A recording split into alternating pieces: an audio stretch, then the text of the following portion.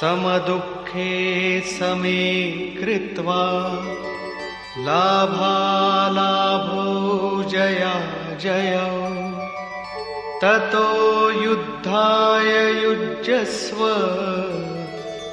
నైవం పాపమవాప్స్యసి.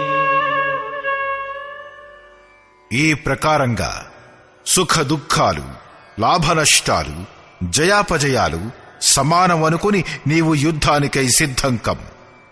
యుద్ధం చేస్తే నీకు పాపం అంటుకోదు. అంటే సుఖంలో సర్వస్వం, దుఃఖంలో కూడా దైవత్వం ఉంది. లాభంలో మహీం స్థితి అంటే సర్వస్వం, హానిలో కూడా దైవత్వం ఉంది. జయంలో మహామహీం స్థితి, అపజయంలో దైవీ సంపదపై ఆధిపత్యం ఉంది. ఈ ప్రకారంగా లాభనష్టాల్ని స్వయంగా బాగా అర్థం చేసుకుని నీవు యుద్ధానికి సిద్ధం కమ్ము. యుద్ధంలోనే ఈ రెండు వస్తువులు ఉన్నాయి.